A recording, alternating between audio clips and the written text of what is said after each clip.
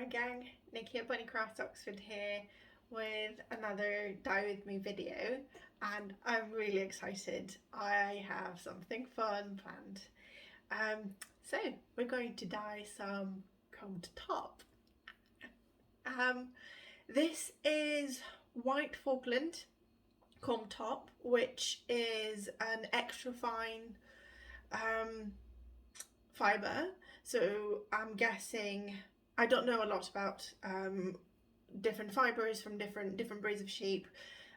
There are sheep studies that have been done. I'll link a few of them below by different craft people who actually do a lot of spinning and do a lot more sort of comb top and different sheep fibre specific crafts. But just from seeing the fibre collection that I have, and mine is still quite small because spinning is a new hobby for me, this is very fine and very sort of soft, very similar to the fine merino that I have. It has quite a long staple to it as well, which is really nice. And what I mean by that is, so when you, let me just hold this.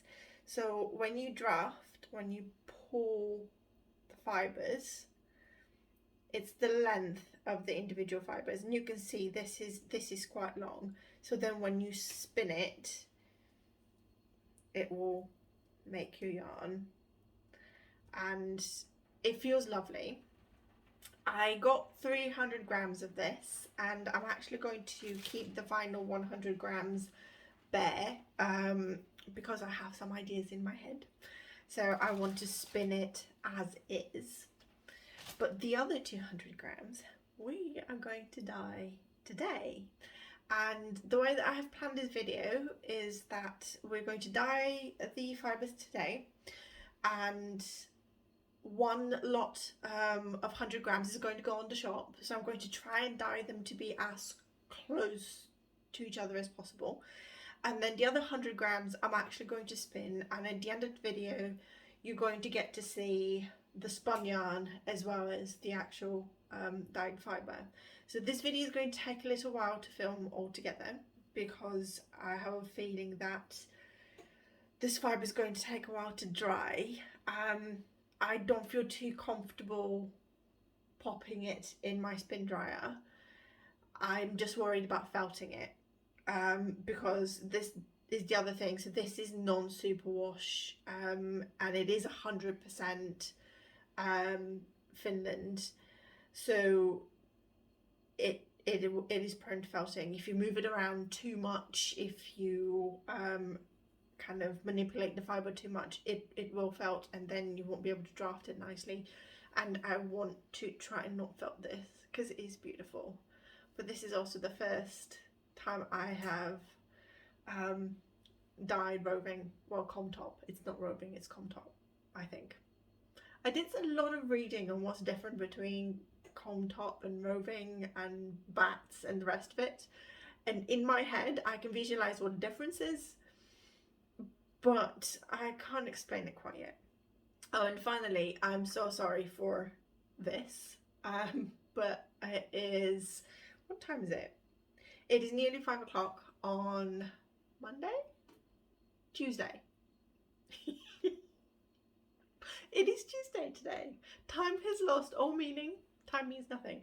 I've just finished work, but I have not come out of my Jimmy Jams. These are my Jimmy Jams, and it has been an excruciatingly difficult day at work. So I'm actually doing this because this is my catharsis. Playing with colour is my happy place. So without further ado, let's get this fibre into the pan, and then I will show you what colours I have planned. Actually, do you know what? I'm going to show you the colours now because they're right there. So I'm going to be playing with some of my solutions. This is my favourite blue, which, oh my lord, how are you dripping already? Ah, tissue. I hate these bottles. I think it's because I transferred it from, it was in a big jar, but the jar was only half full, so I thought I'll transfer it. It's just dripping already. Not that I'm surprised. So, I haven't even started dyeing. Seriously. Welcome to the life of. So this is my favourite blue, my turquoise blue. Let's put it on top of the tissue so I don't actually dye my counter. We've got Bright Yellow by Jacquard. The turquoise is also Jacquard's turquoise. I'm not even going to try. This is Dharma's Fuchsia, fluorescent fuchsia. I can't believe I'm going to use this colour on a fibre I've never dyed before. This colour takes forever to absorb, so I may regret this. I think we're going to use this very sparingly. And then finally, I have a blue, which I don't know what it is. It's kind of like a midnight blue almost. It's not navy. It's, I think, a mix of royal blue, Jacquard's royal blue, with black. But I didn't make notes, and I didn't write anything on the bottle, because I like to live dangerously. So, fibre time. I'm going to go and get the fibre, which is opening behind me, try and strain some of the pre-soak off of it, and pop it in the pan, which has got 8 cups of water and a tablespoon of citric acid. I've put a lot of acid in this because of the fluorescent fuchsia. Wish me luck. I'll see you in a second. Right, welcome back. I'm covered in, like, I don't know if you can see them, these fine little hairs, which is fine. There's fine little hairs all over the house at the moment because I'm also knitting with brush cereal packer. So I have the 2 lots of fibre here. I'm just going to move them to the other side of the camera because the camera is actually getting in the way. So I'm going to put them over here. And then I'm going to arrange them in the pan in a sort of zigzag way. So one thing that I don't mind is if we have some white. I will definitely not be flipping this as I dye it. I'm fine with getting resist from the fibre as well, so where it's quite close together. I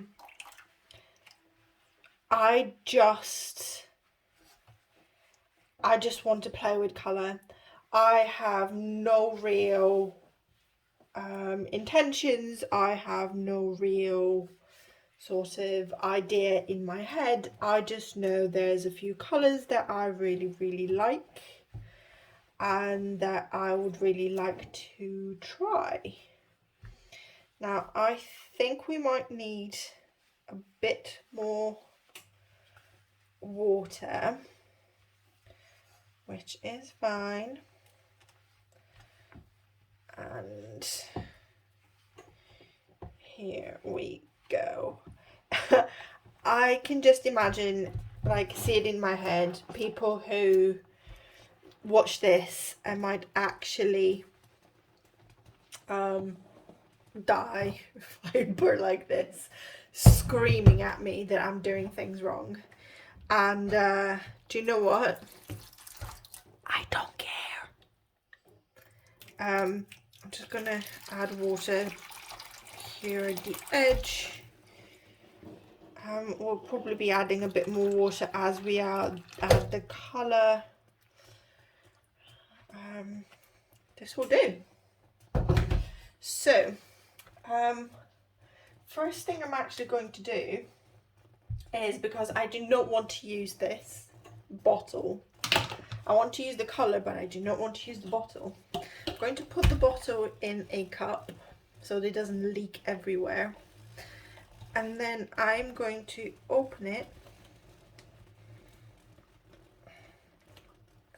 and I am going to use my turkey baster to apply the colour, and I'm also going to turn this on. There we go. That's better, isn't it? Okay, I'm going to also turn the heat down on this a little bit. So my idea, what I would like to try and do and see what happens very much is that I'm going to start with blue up here, and then I'm going to transition into the fuchsia and then eventually into the yellow. I'm hoping that as I mix the blue and the fuchsia, I'm going to get a little bit of purple. And then as I mix the fuchsia with the yellow at this end, we're going to get a little bit of sort of orange. I'm then going to darken the blue in patches using this, I won't call it midnight blue, I don't know what it is. Let me show you the difference between the two blues, just so that you see what I mean by midnight blue. So here is the difference. This is the turquoise and this is the darker blue. I think, well, I don't want the fibre to be just that colour. I don't want the fibre to be just that colour, so I don't want it to be that bright everywhere. But we will see. All of the solutions, apart from this one, are definitely 1% stock solutions.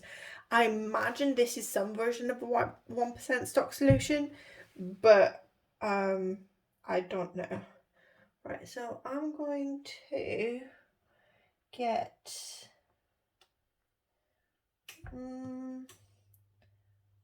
yeah, that'll do. I'm gonna get 15 milliliters of the turquoise blue, and oh, there we go. Just going to put it on here, and then I have a spoon somewhere. I'm going to very gently spread this out, and I'm already in love with that.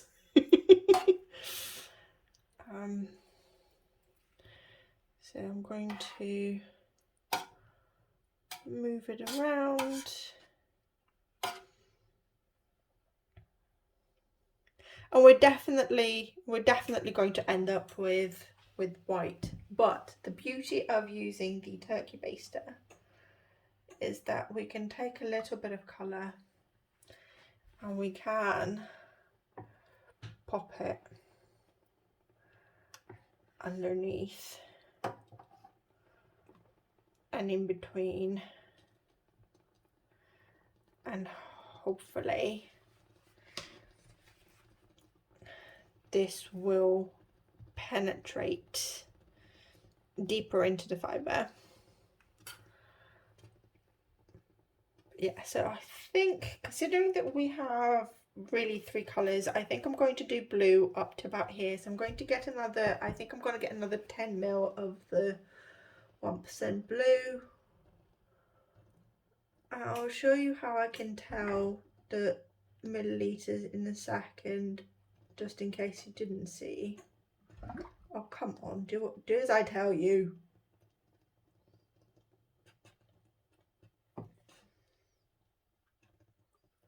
So my turkey baster has actually got the milliliters on there. I'm going to just pop it on the side.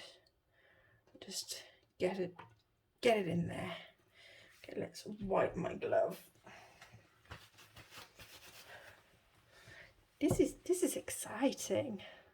I can also see how I can use the turkey baster to just kind of do this and then not manipulate it to spread it out, and end up with this really sort of patchy roving. But yeah, I am absolutely loving this. I'm going to take a little bit more blue because I want a little bit more here and a little bit more sort of here. And also I am planning to overlap blue. Right, what we're going to do is we're going to close this bottle now, because otherwise I will spill it everywhere. There is a little bit of blue that I knew instantly was going to end up. Oh God, will you stop leaking? And yes, I do have lots of other bottles that don't leak. It's just they're filled up with other dyes, and yeah. So I'm going to get a little bit of water in here, but not boiling hot water because you'll make the cup. And I'm just going to use it to rinse the, what do I call it, the turkey baster. And then maybe add, I don't know what to do with this. I hate wasting dye, but there's so many more, it's not going to do anything. Right. Okay, so we're going to repeat the same thing with the fuchsia, but I think the fuchsia is such a powerful dye. What I might do is actually dilute it in the cup.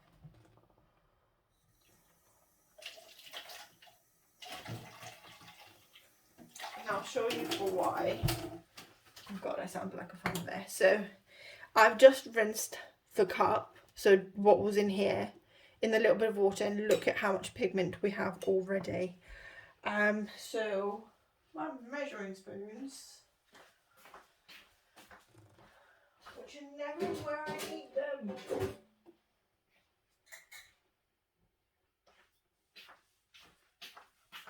I don't actually know where my measuring spoons are. That's very sad. Hold on, let me pause this so I can find them. I remembered I was being really tidy and I put them away, and then I forgotten that I'd put them away. Okay, so I've put a tablespoon of the fuchsia in about 2 fingers worth of water, and it's really bright.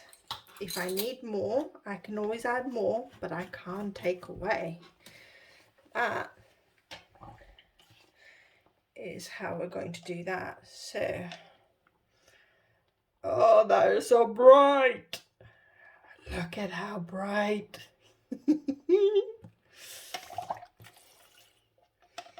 Okay, just going to stick it underneath.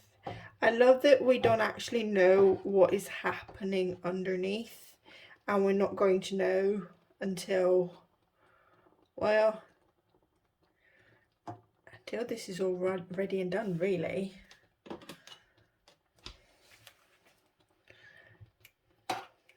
Oh, we get little bits of pink, purple even, not pink. Of course we've got pink, it's fuchsia. Oh, shut up, Nikki. Okay. So one other thing that I have learned from watching other amazing people, oh, look at that, we've got a spot of blue. Watching other amazing people dye roving and comb top and stuff, is that it can be slower to absorb colour and bind colour and exhaust colour. I'm going to add fuchsia just at the top up here, and the reason for that is that A, it's not superwash, and B, I'm guessing that with the fibres being looser, it just takes longer. I do wonder, I mean, I imagine that you can get superwash roving, slash whatever this is. I'm going to use up all of the fuchsia because I'm going to do this bit here, because then we're going to overlay this bit here, and I'm just going to poke in between. I'm going to overlay that with our yellow. What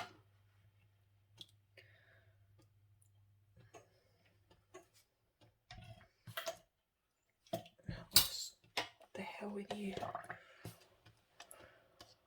I'm just going to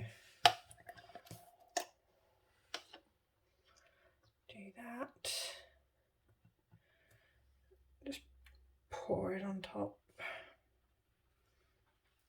As I said, we can always add more, but we can't take it away.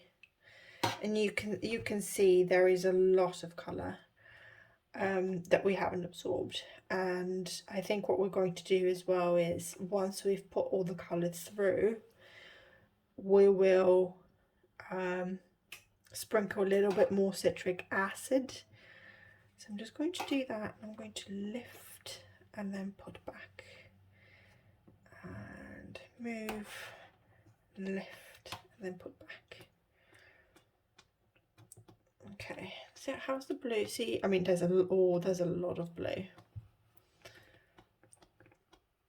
Oh, look at that purple where it's just sort of mixing. I'm going to very happily just keep mixing.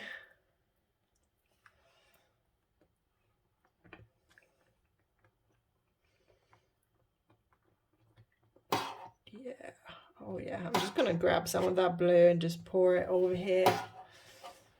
I'm very happy to do that. Again, I think, let's use my fingers. I'm just going to lift to get some of that water underneath. Oh, got some funny noises. Oh, I don't know about you, but this is just so pretty. I'm loving this. I'm so sorry if I just sound like a little giddy girl, but oh, oh, I love this. I love this so much. I'm going to love spinning this. And I gotta tell you now, I'm not great at spinning. I will do a little like sped up video of me just spinning the fibre. I also another thing I want to, oh look what's cool. So one of the lots of roving is lying on top of the other one here. So it's going to be purple on one side and pink on the other, just because of the resist that we're getting, which is why I don't mind that I have so much fibre in here. Right, what I was going to say, I only have an Eel Nano Dreaming Robots e-spinner. So it is about like literally this big. It is not big at all. I don't think I can spin more than 25 grams of fibre onto it. And that is if I want to chain ply. If I want to, for example, 2 or 3 ply, I don't even know how I would 3 ply on something that small. I am going to get a it's Big Brother. I think it's the Eel 6 something, I forget. I will have a look. I will link so I will link where I got the roving from as well, which is World of Wool. I will link the spinning, the e-spinners, that A, the one that I have, and B, the one that I want. This video is not sponsored at all in any way by any of these people. It's just that I have had great customer service. I am absolutely in love with their product and I want to share it with other people.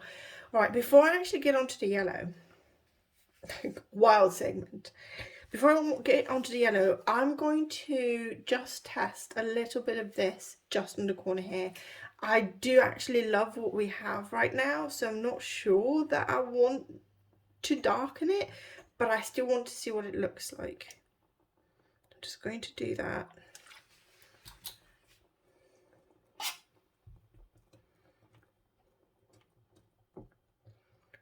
It's just made the blue darker, but it hasn't really... yeah, I think what I'll do is I will just do this bit here.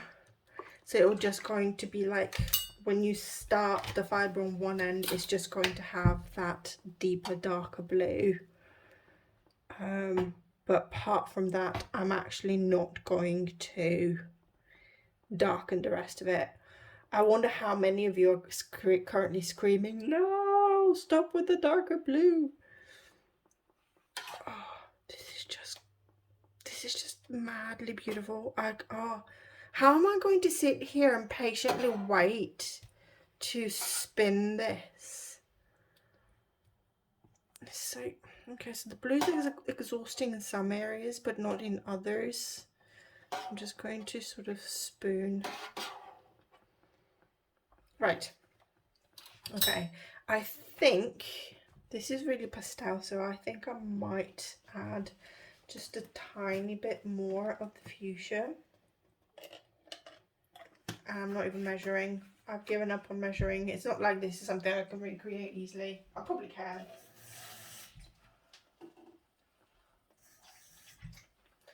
Just by sort of by eye. Actually, do I want to add, hold on, let's see how much fuchsia there actually is. There is quite a lot of it in here actually. So maybe I don't want to add any more because then it might not absorb all of it. Tell you what I will do. I will add a tiny bit here.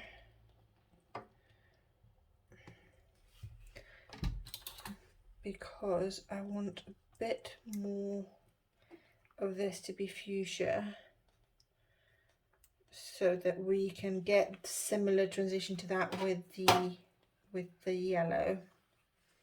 I'm going to grab this and spoon it over here. I'm like 99.9% certain that this is not how this is done. I'm going to shove this up a little bit. And I'm going to keep moving things around, so I'm going to lift and then put back. Okay. Right. I'm going to be naughty and dilute my fuchsia stock a little bit. And by little bit I mean by 20 milliliters. So it is now 0.8%.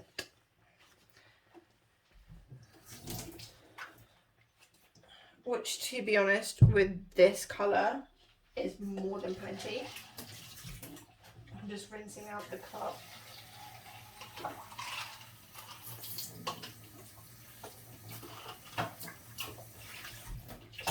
I'm not actually going to use the turkey baster for the yellow because the yellow is in one of the beautiful bottles that don't leak, so I can actually apply this a lot easier. So I'm just going to literally zigzag some yellow on here and then just do a line over here.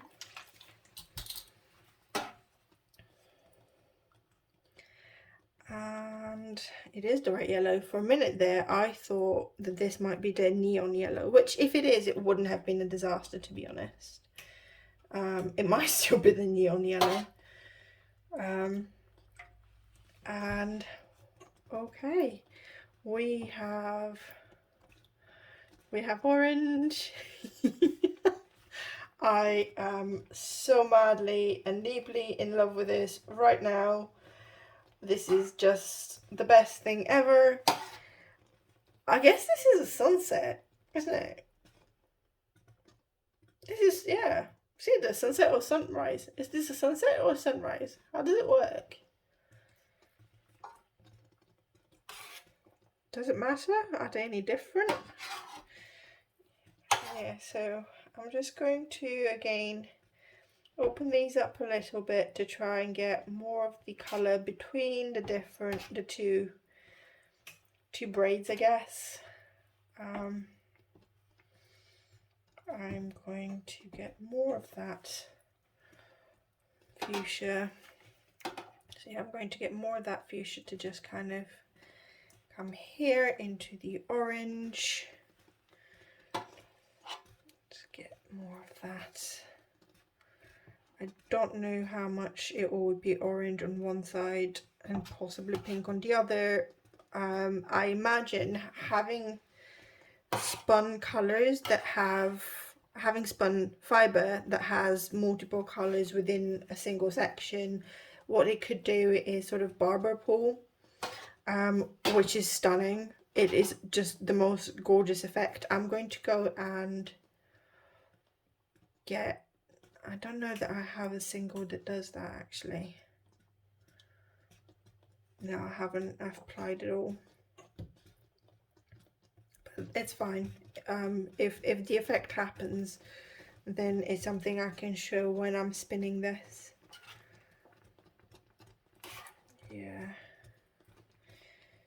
Yeah, so I've just flipped this a little bit. Here, let me just twist a bit. So you can see there's a little bit of white on the bottom, but by getting the colour to actually spread, by lifting it and just putting it back, I'm getting the colour to go underneath.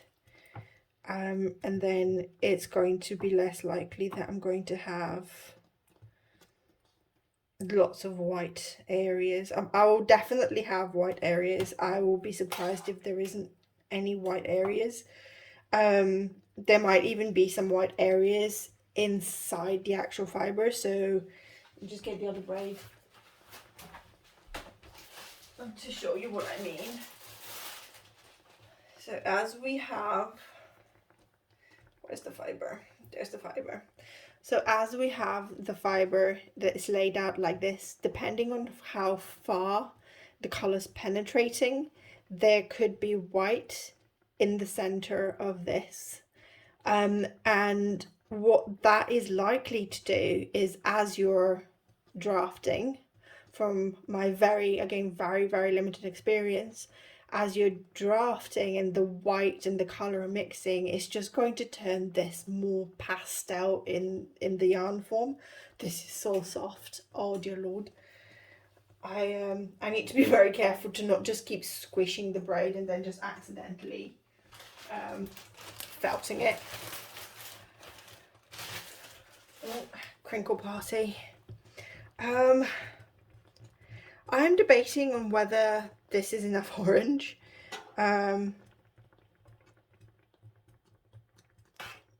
Yeah, just sort of want to, how about if I do this and then just kind of mix it here. That will do.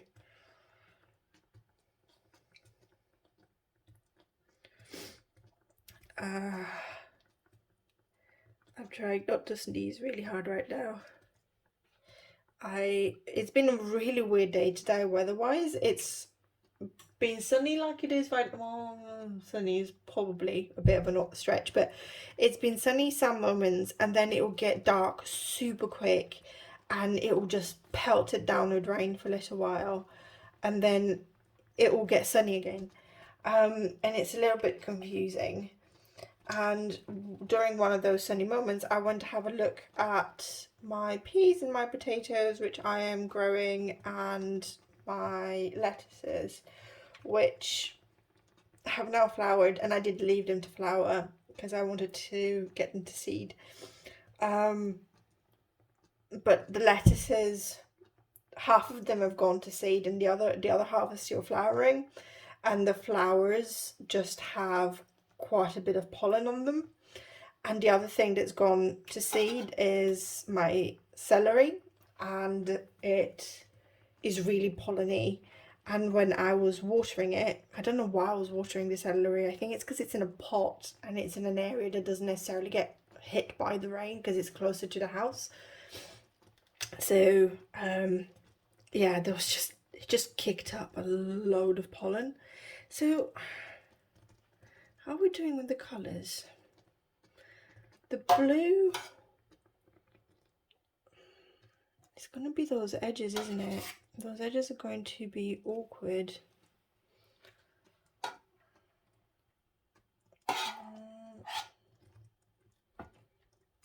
I know that this blue is somewhat darker, but actually it's not really that dark. It just looks darker. And I just wanted to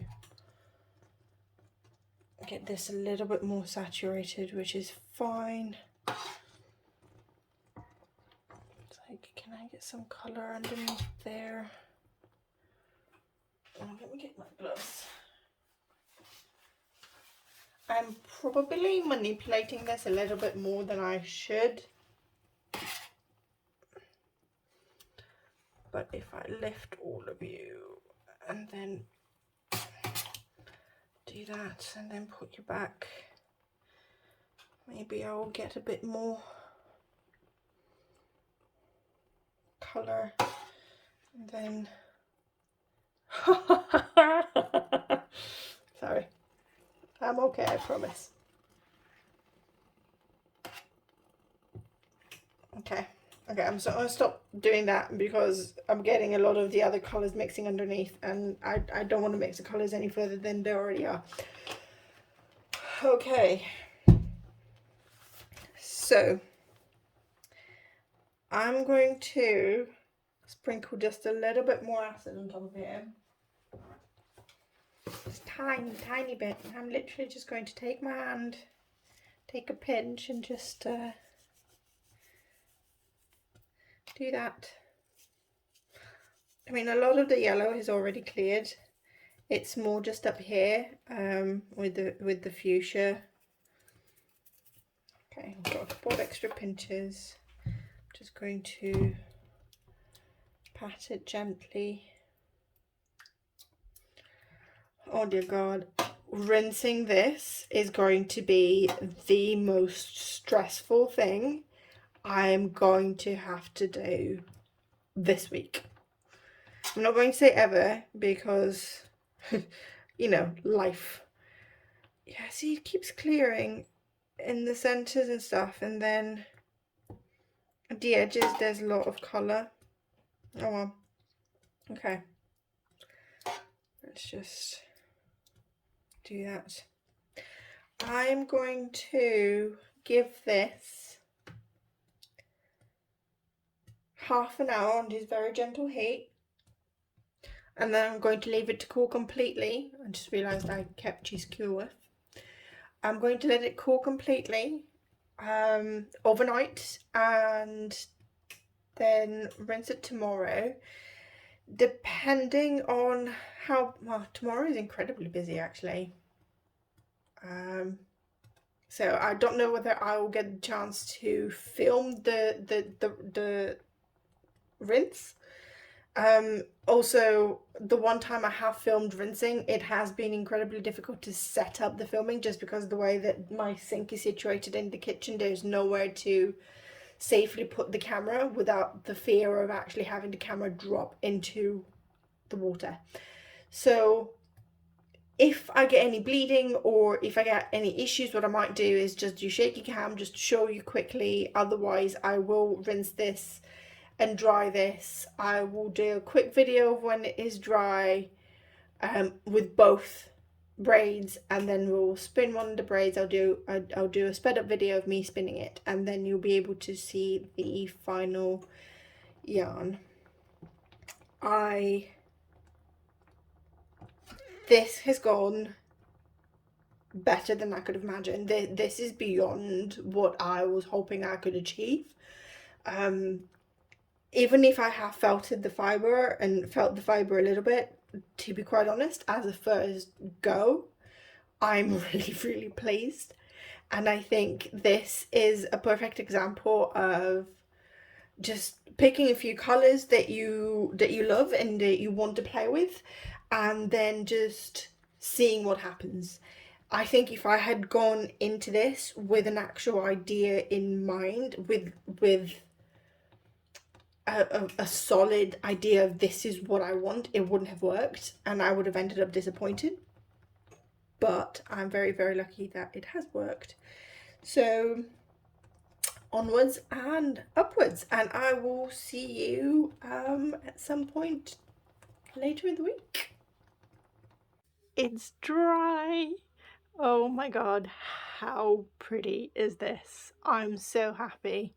So here I've just sort of wound one of them up in a little snail shell, and then this one I've just put it out to show you this is how we dyed it. So we have some tonality in the yellow. We do have a little bit of, it's not white, it's sort of buttery yellow, but it comes across quite white. And then we have these like really bright areas.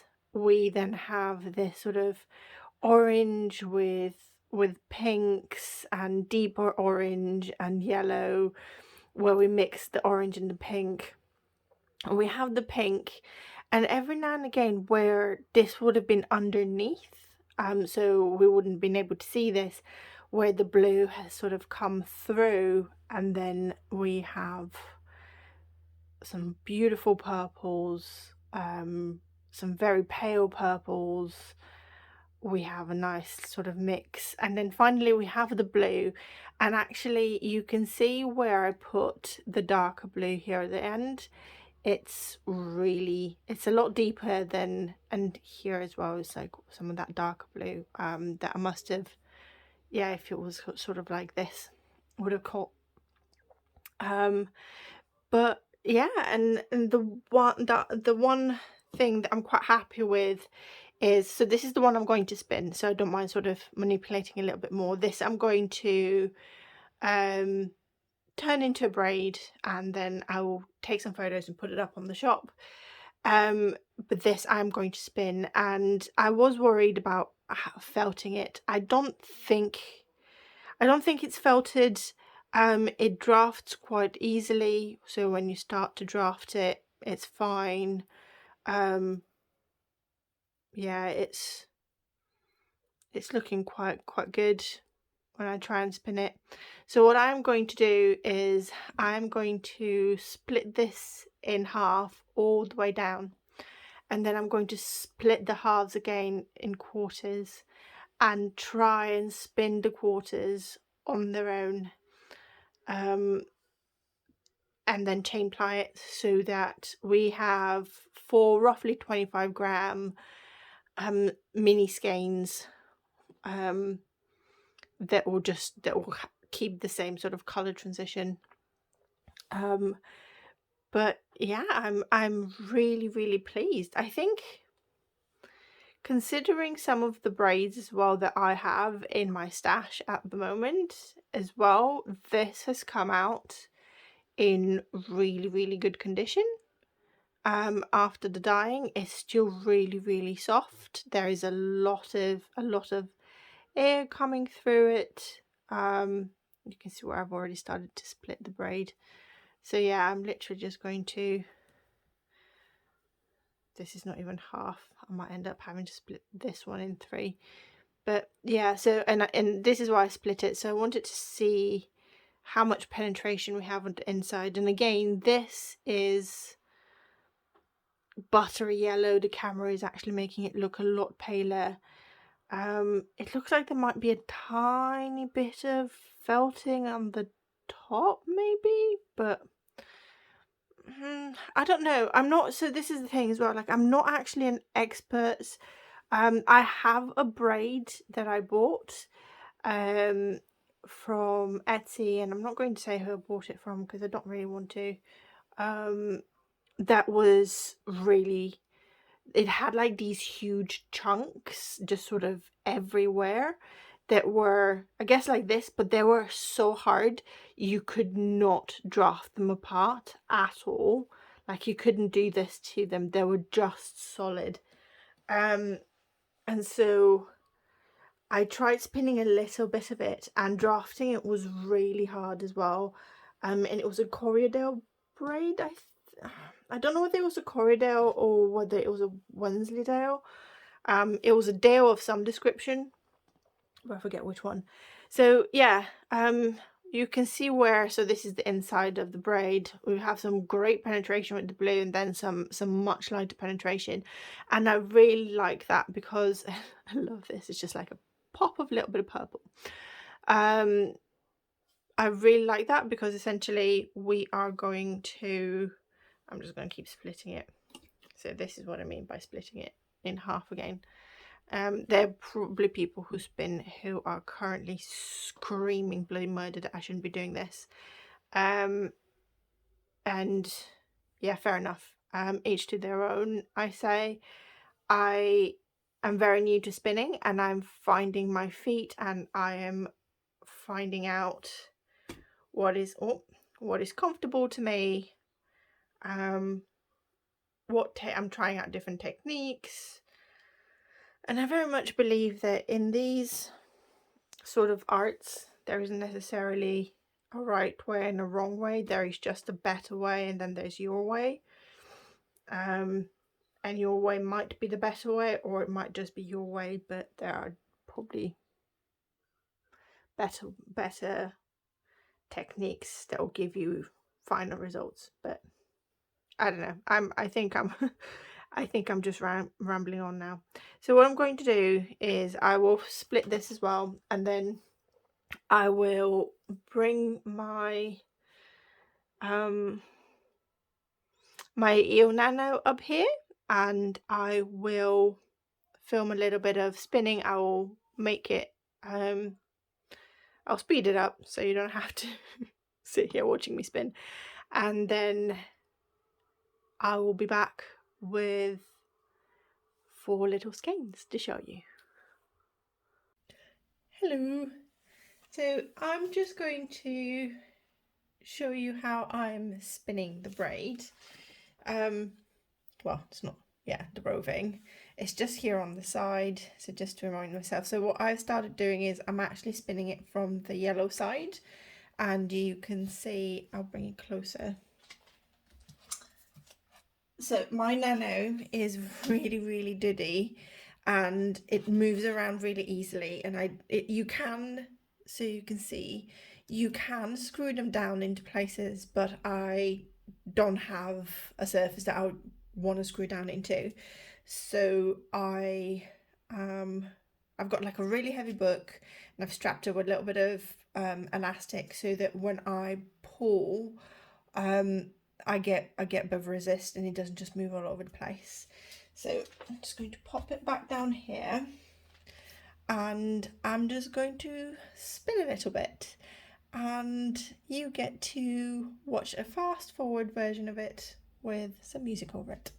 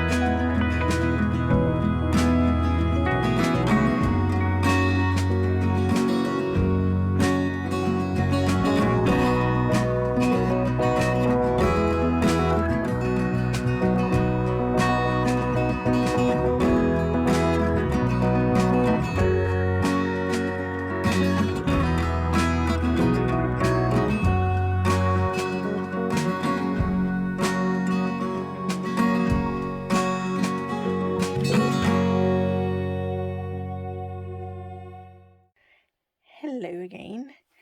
So as you can see, I have done some spinning and some plying. So here we have the original braid. So this is the second one that I dyed, and this one will be in the shop. And then this is a quarter of this done lengthwise, as you saw me split it up in the previous part of the video. So what I did was I spun it very, very thinly, and then I chain plied it. I didn't film the chain plying just because I couldn't get it to get it to fit into the screen, and also I need to focus really hard on the actual chain plying, so just filming and chain plying at the same time was beyond my skill level, to be honest, which is okay because I'm still very much learning.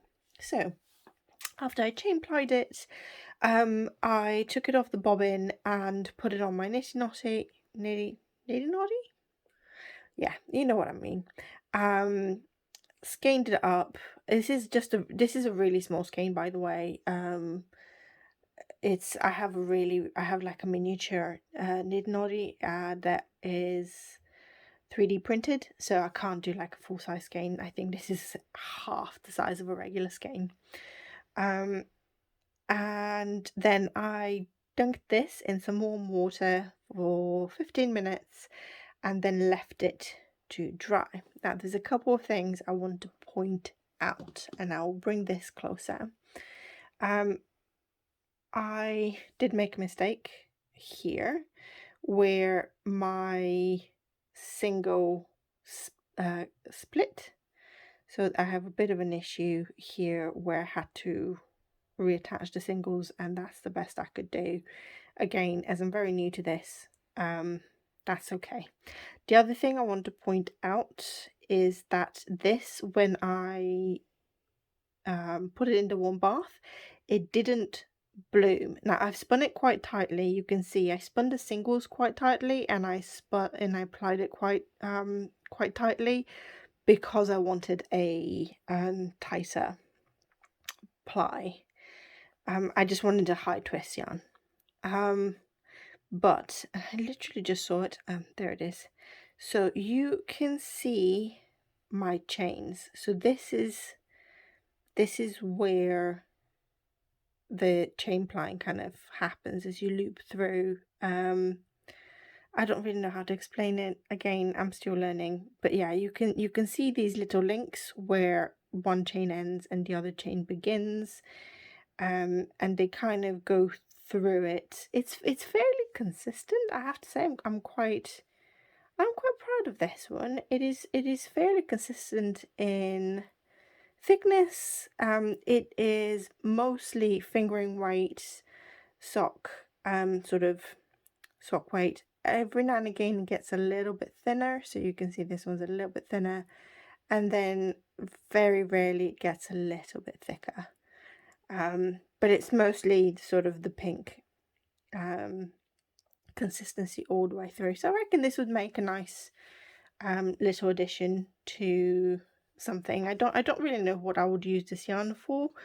When it comes to my hand spun yarn, I'm very much sort of collecting my little mini skeins because this is all I can do. So this is just under 25 grams. I think this is 23 grams in total. I have no idea what the yardage is.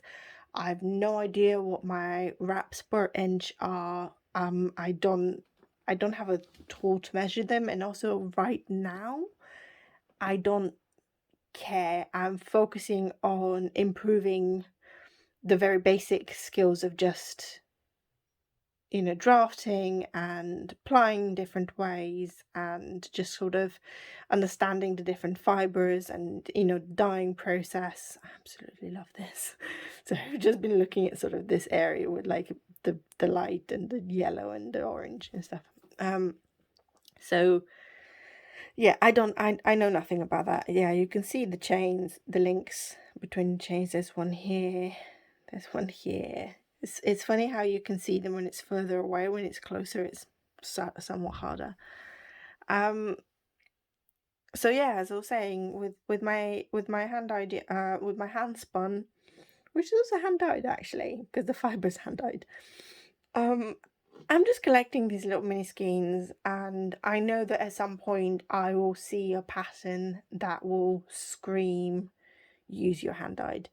I do have a couple of shawl patterns that I think they might be quite nice to use, where it's a solid that you use through most of the pattern, and then there is a little bit of sort of an accent in a variegated yarn or in this sort of color transition yarn. So I might do that. This one I think might be good enough for socks. So I might do some hand spun socks. I also have 100 grams of this left bare, and I'm thinking of spinning it bare and then seeing whether I want to dye it or use it bare as is. I don't know. It's really fun. I have to say I'm absolutely loving the transitions. I think it's worked so well. I'm quite proud considering that this is the first time I've dyed fibre. I would want to highlight, I did not felt this.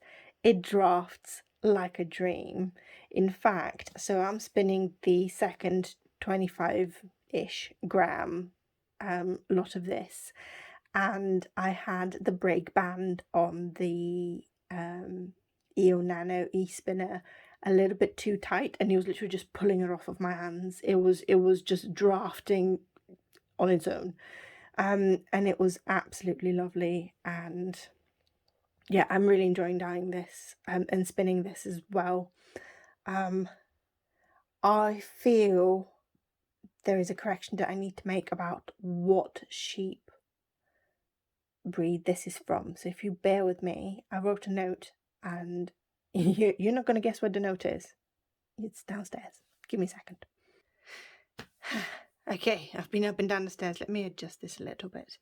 So this is white Falkland top. I have a feeling that at the beginning of the video I may have said Finland, not Falkland. Editor Nikki will find out, but I thought at this point to try and help Editor Nikki a little bit, because she's short on time. I wanted to mention, so this is white Falkland top. My understanding from just reading a little bit about the wool and the breed is that it is a fine. So if you think about yarn in sort of different coarseness, there's fine, medium coarse, and then coarse. And obviously they'll be used for different things depending on how you spin it. So coarse yarn you'll probably use for things like creating yarn to weave rugs, possibly, or yeah, things like that. I don't know. So this is a fine type of fibre, similar to merino, and actually when you touch it, it does it feels like merino. It also feels a little bit, now that when it's spun, it feels a little bit like Blueface Leicester, but it's like a hair softer. It's really strange to explain, but it's yeah, it's just that little bit smoother somehow. I don't know how to explain it. It's a feeling. It's very much a feeling. So I thought, because I had the braid, I can't braid these very well. I haven't learned how to braid them yet. So this is the bare fibre that we started off with. This is how we've dyed it, and this is the finished yarn. So I thought that's actually quite a nice way to finish the video, which is probably going to be 100 minutes long. Oh, I'm knocking the camera over. Let me move this a bit. So I really hope you enjoyed this little adventure into dyeing fibre. I will be doing more fibre dyeing, so if you keep an eye out either on my website or on the videos as well, because I will probably film some of it. I don't think I'll film the whole process like I did now, and yeah, stay tuned for more yarny adventures. Again, I want to thank you for joining me. If you're new to the channel, then please don't forget to subscribe, hit the thumbs up, regardless if you're new or a returning viewer. Hitting the thumbs up really helps. It helps with the YouTube algorithms and sharing out the content and making it more visible to other people. You can support the channel further by either buying me a coffee, or you can go to the shop and buy one of these beautiful yarny goodies. And if I move this away, you can see some of the other yarny goodies you can get from the shop. Ta-da! Ignore the guitar, that's not mine. Also, look at my stash. This is all not mine. This is the ones I've dyed, and these are the ones I've not dyed. So yeah, you can definitely do that. And now the camera's not level. Are you surprised? I'm not surprised. So you can find all of the links to buy me a coffee and to my shop below. I'm also going to link, as I mentioned, World of Wool. Yep, apologies. World of Wool, which is where I bought this fibre from. So if you're in the UK, they have a ridiculous selection on bare fibre. They also have dyed fibre. They have so many different types of breeds of sheep as well. That I love that shop. Again, not sponsored in any way. I just really like their shop. I like their customer service, and therefore I would really like to support them. I will also link the threshing barn, which is where I got my EO Nano. If you're in the UK, they are the only place that you can get that from. Again, not sponsored. I just absolutely love their shop. And I love my Dreaming Robots EO Nano. It's so cool. I'm definitely going to buy its big brother, which is the EO6 e-spinner, which again you can only get that from the threshing barn. It's about £375 or something, so lots of saving, lots and lots of saving. Hopefully by the new year I'll be able to get that, and until then the Nano does a wonderful job of just sort of helping me learn lots of different ways of spinning yarn. Anyway, I will bid you adieu. Again, thank you for joining me, thank you for being awesome, and I'll see you next time. Bye bye.